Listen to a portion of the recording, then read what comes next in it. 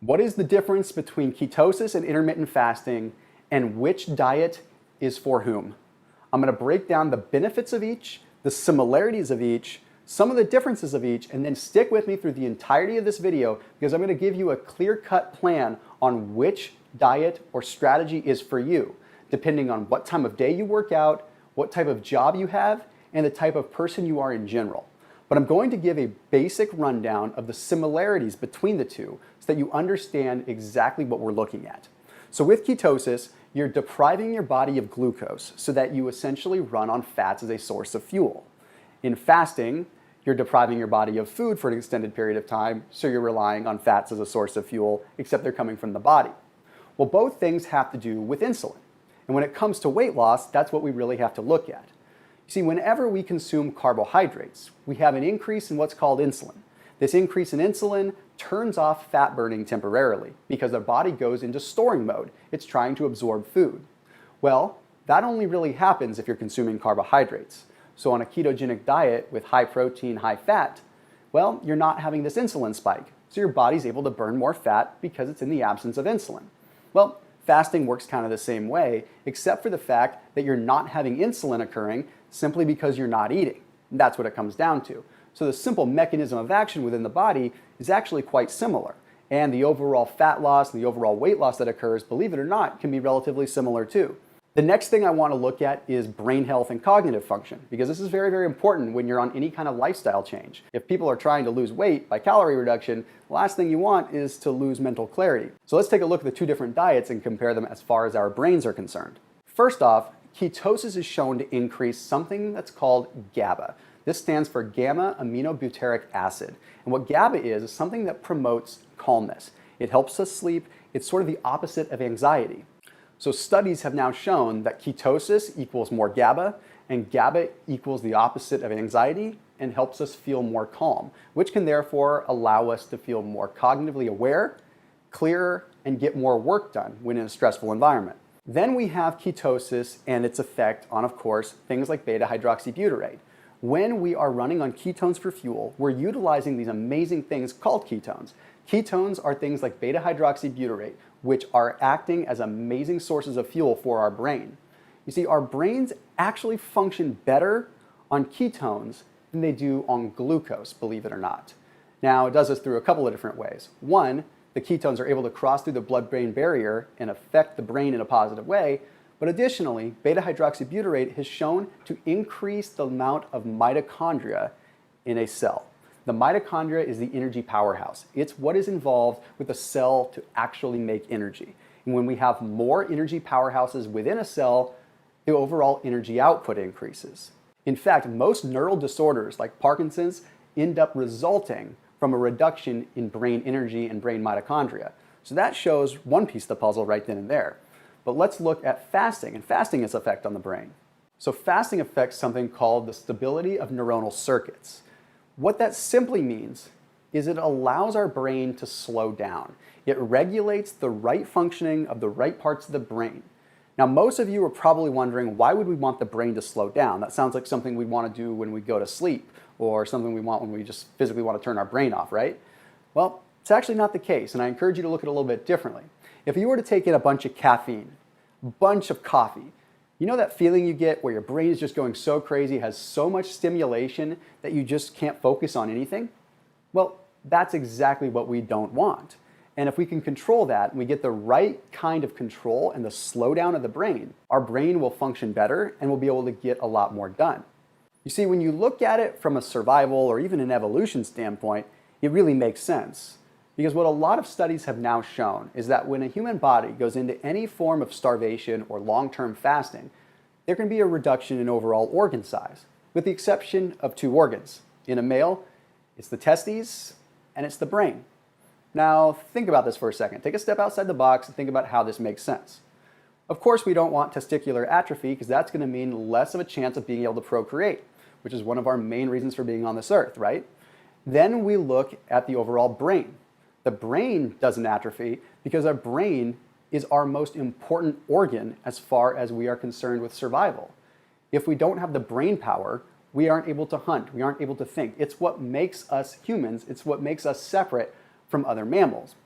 So if we're starving, it's nice that those are going to be preserved, which means that calories that are being derived from the body are going to be funneled that direction to make sure that we're healthy and make sure that we're thinking our best so we have the best chance of survival. Now let's take a quick look at the health effects because that's important too.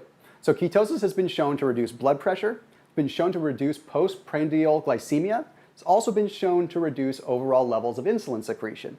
Well, these are important because they play a factor in overall inflammation levels within the body as well, causing a massive reduction in overall inflammatory markers like C-reactive protein, interleukin 1, interleukin 6, and interleukin 15. Now let's take a look at fasting's effects. See, fasting has the ability to purge old and dying damaged cells. That's what we really want to focus on when we're looking long term. So if you're looking at like your immune system, for example, fasting encourages the reproduction of white blood cells. So meaning it's actually going to recycle ones that are old and dying and create new ones. In fact, your whole entire immune system can reset after about 72 hours of fasting. Now, that's significantly longer than the typical intermittent fasting phase of 16 to 20 hours, but it just goes to show what begins to happen when you just step away from eating for a little bit of time. So here's the simple way to look at that. Ketosis equals health promoting. Fasting equals regeneration. So ketosis may be good for someone that's a little bit younger, that's looking to protect their health in the future, and fasting might be good for someone that's trying to have a little bit more of a restorative effect. Now that's not the end-all be-all, so don't quote me on that. I'm just saying that that's a good way to look at it right out the gate. Now we look at lifestyle versus diet, right? Which one is better for you and which one is really a lifestyle, which one's more of a diet?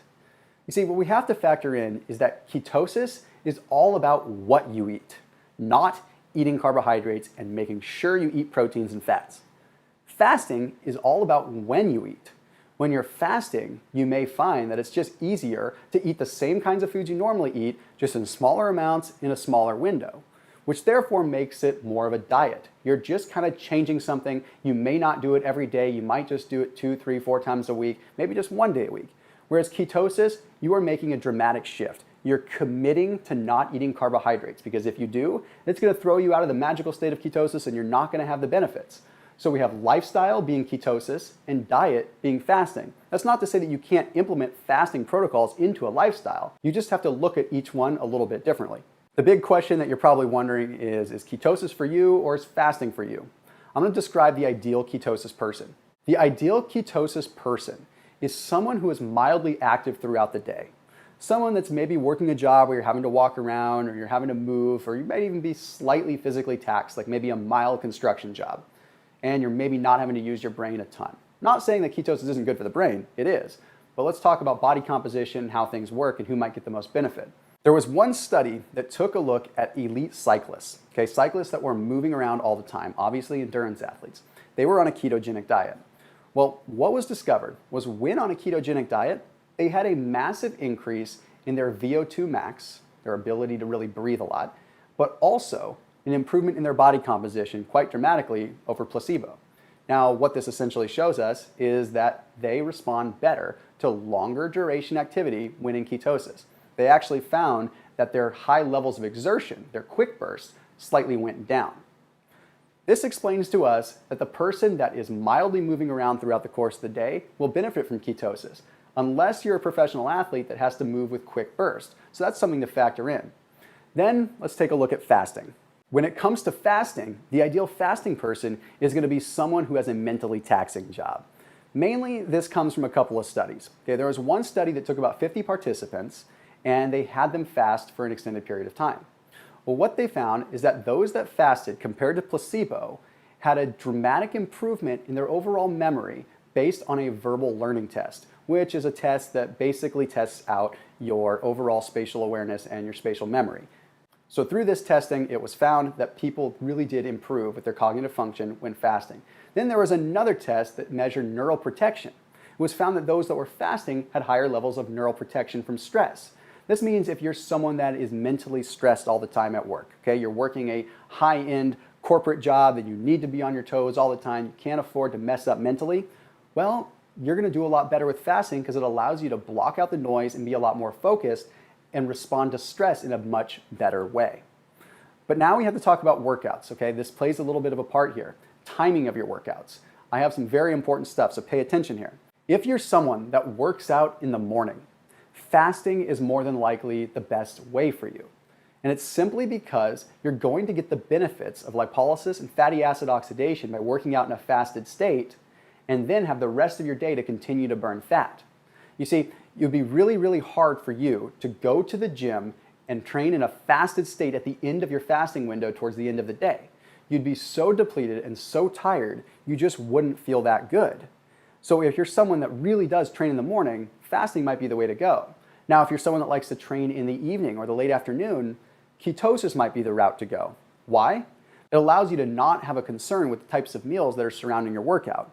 You see, you're still able to be fed, you're still able to have the right kinds of nutrients, and you still can get your workout in the evening and get the most result. Whereas, like I said, if you try working out in the evening when you've been fasting all day, you might not get the positive benefit. So that's the simplest way that you can really break it down. Are you a lifestyle person or are you a dieter? Are you someone that's mentally taxed or physically taxed? Do you work out in the morning or do you work out in the evening? All of these things are things that you need to factor in when you're determining if intermittent fasting is for you or if ketosis is for you. But at the end of the day, the weight loss is really similar. And most of the studies end up concluding about the same amounts of weight loss over 6 to 8 week periods of time. So it's all about the lifestyle, it's all about what works best for you. As always, make sure you keep it locked in here on my channel and make sure you comment if there's any videos that you want to see in the future or any ideas that you have, particularly in relation to ketosis and fasting. I'll see you soon.